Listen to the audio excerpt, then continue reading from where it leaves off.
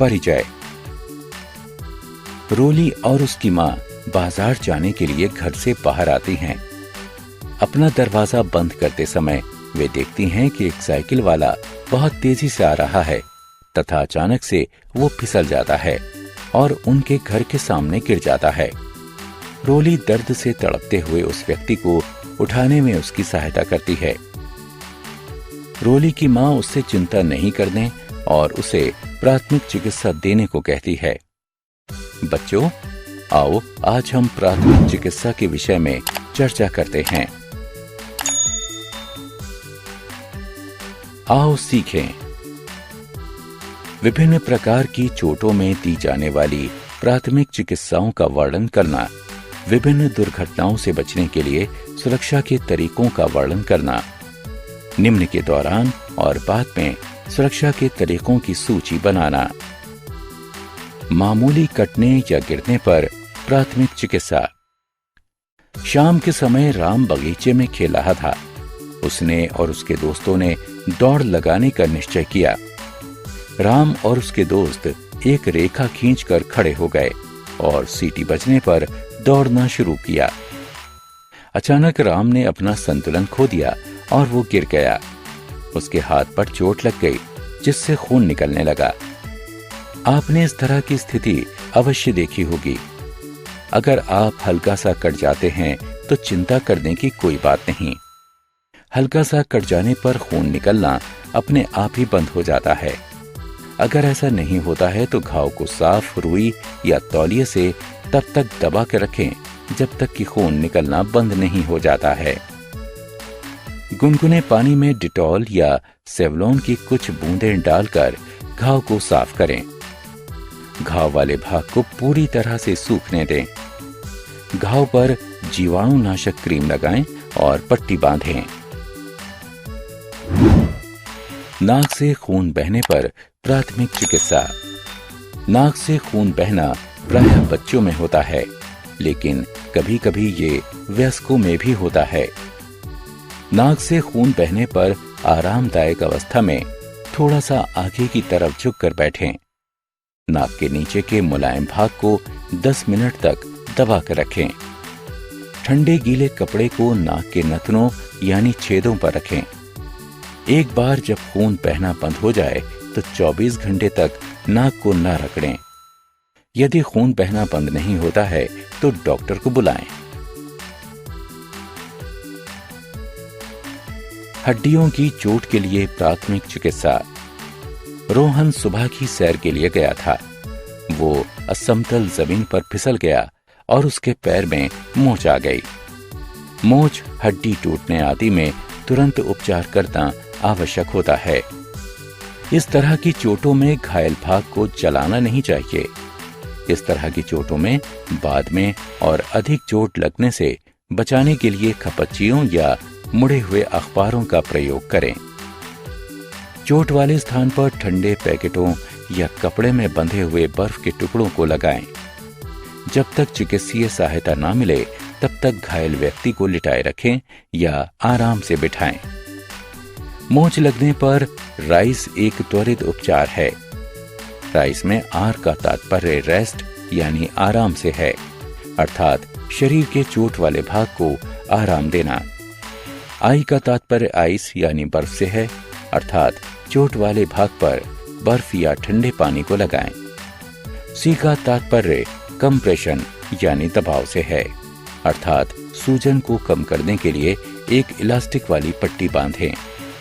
ई का तात्पर्य एलिवेशन यानी ऊंचाई से है, अर्थात घायल हुए भाग को ऊपर की ओर रखें। मामूली जलने पर दी जाने वाली प्राथमिक चिकित्सा। सीमा दूध गर्म कर रही थी।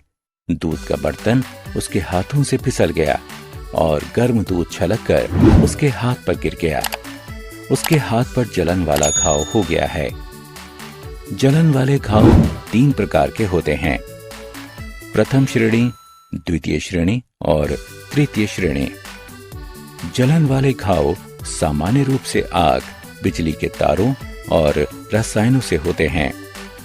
जले हुए भाग की जलन को कम करने और त्वचा की क्षति को कम करने के लिए सभी जलन वाले घावों का उपचार किया जाता है।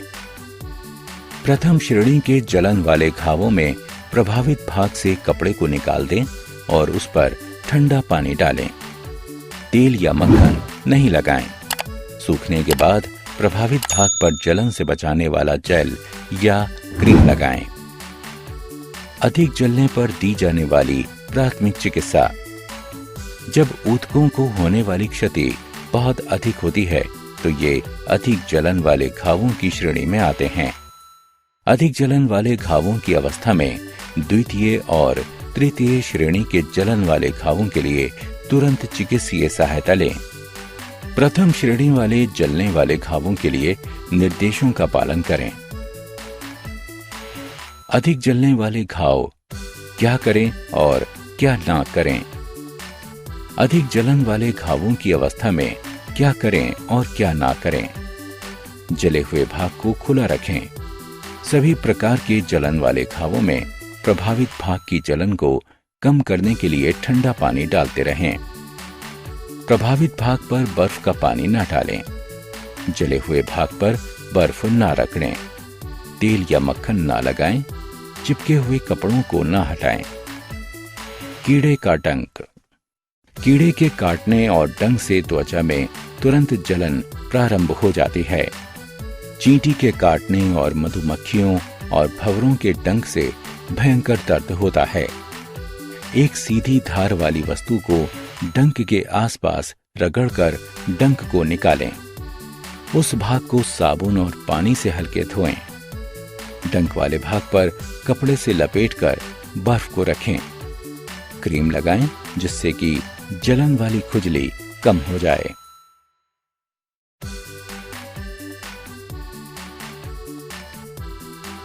जानवर के काटने पर दी जाने वाली प्राथमिक चिकित्सा।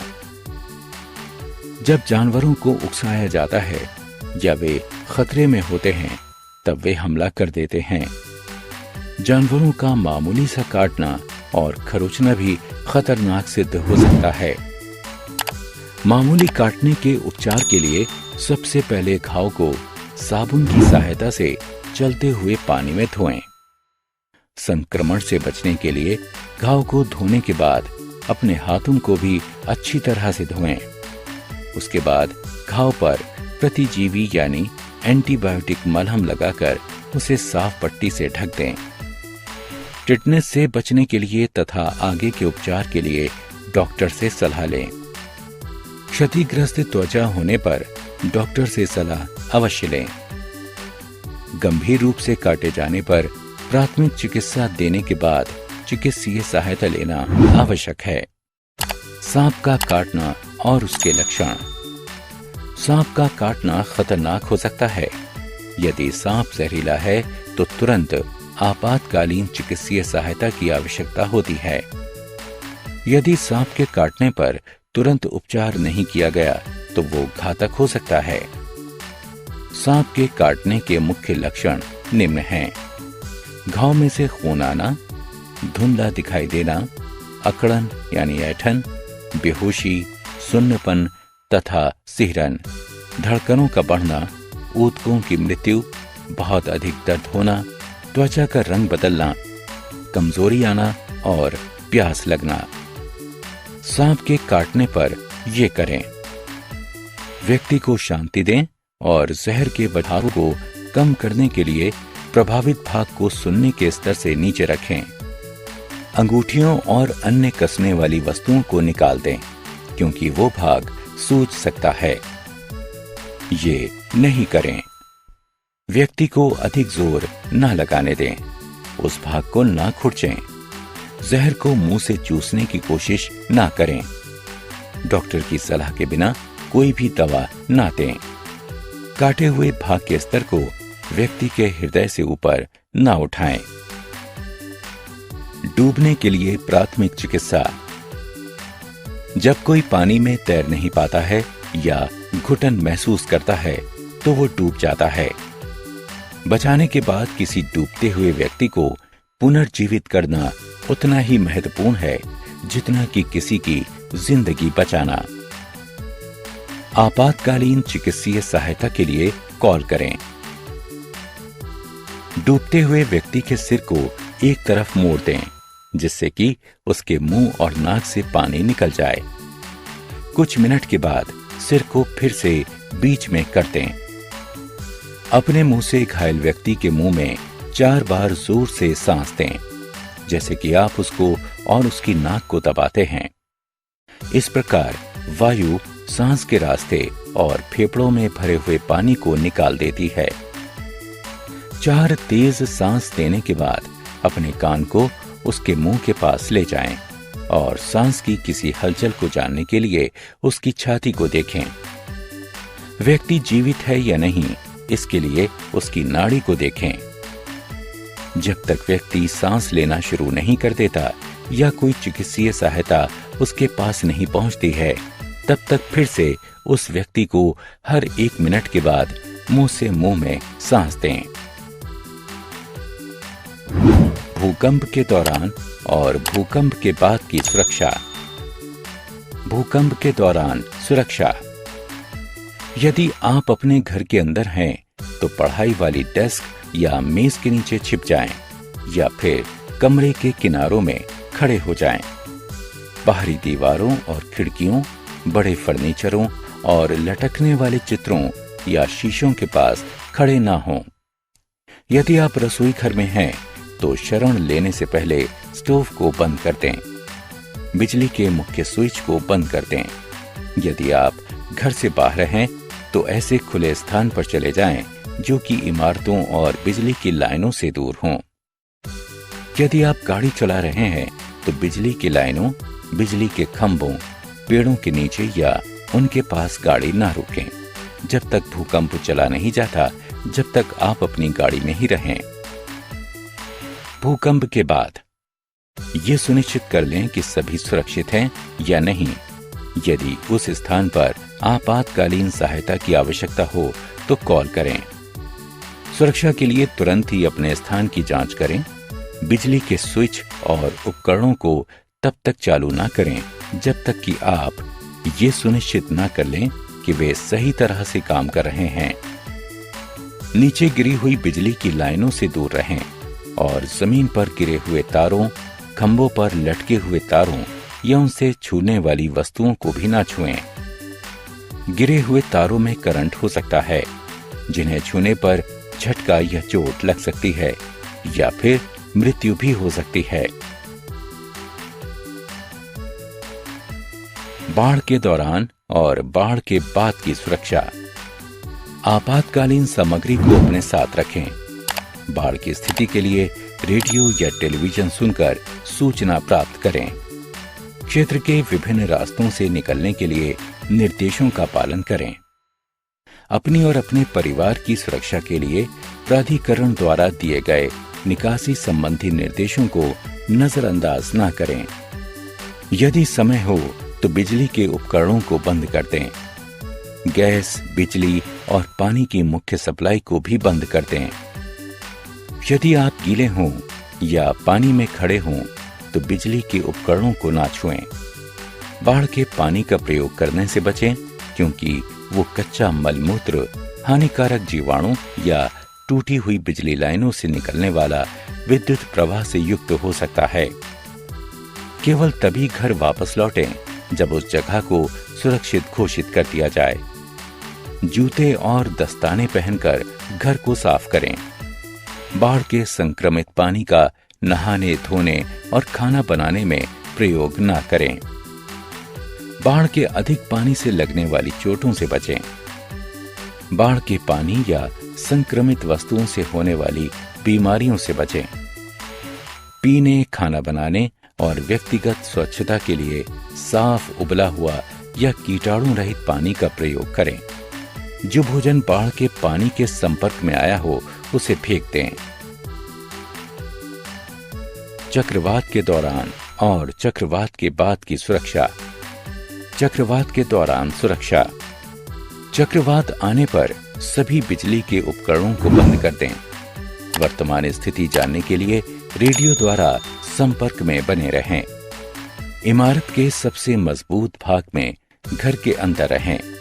निकासी और आपातकालीन किटों के साथ हमेशा तैयार रहें। यदि इमारत में दरारें आनी शुरू हो जाएं, तो स्वयं को बचाने के लिए रजाइयों, गलीचों या कंबलों को लपेटकर मजबूत मेज या बेंच के नीचे छिप जाएं। चक्रवात के बाद सुरक्षा। जब तक बाहर जाना सुरक्षित घोषित न कर दें, तब तक बाहर ना जाएं। यदि बिजली के उपकरण गीले हों तो उन्हें चालू ना करें। स्थानीय रेडियो पर दी जाने वाली आधिकारिक सूचनाओं और सलाहों को सुनें। यदि आपने प्राधिकरण द्वारा दिए गए निर्देशों के बाद घर छोड़ दिया हो, तो तब तक घर वापस न लौटें जब तक आपको वापस आने की सलाह न दी जाए। बिजली की गिरी हुई लाइनों, टूटी हुई इमारतों और पेड़ों से सावधानी बरतें और बाढ़ के पानी के पास न जाएं। हमने क्या चर्चा की? मामूली कट जाने पर घाव की सफाई करने के बाद उस पर जीवाणुरोधी क्रीम लगाएं और पट्टी बांधें। नाक से खून बहने पर आरामदायक अवस्था में थोड़ा सा आगे की तरफ झुककर बैठ जाएं और नाक के नीचे के मुलायम भाग को 10 मिनट तक दबा के रखें। राइस, आराम, बर्फ, दबाव तथा ऊपर की ओर रखना हड्डियों की चोट और मोच के लिए दिए जाने वाले तुरंत उपचार के आधारीय तत्व हैं। सभी प्रकार के जलने वाले घावों के प्रभावित भागों पर जलन कम करने के लिए ठंडा पानी डालें। तेल या मक्खन कभी ना लगाएं। द्वितीय और तृतीय श्रेणी के लिए तुरंत चिकित्सीय सहायता लें। प्रथम श्रेणी जलन के घावों के लिए निर्देशों का पालन करें। कीड़े के काटने पर एक सीधी धार वाली वस्तु को डंक के आसपास रगड़कर डंक को निकाल दें। उस स्थान को साबुन और पानी से हल्के से धोएं। जहरीले सांप के काटने पर तुरंत आपातकालीन चिकित्सीय सहायता की आवश्यकता होती है। यदि सांप के काटने पर तुरंत उपचार नहीं किया गया तो ये घातक हो सकता है। मुंह से मुंह में सांस देना डूबते हुए व्यक्ति में सांस की प्रक्रिया को पुनर्स्थापित करता है। भूकंप, बाढ़, चक्रवात और अन्य प्राकृतिक आपदाओं के दौरान हमेशा आपातकालीन किट तैयार रखें और प्राधिकरण द्वारा दिए गए निर्देशों का पालन करें।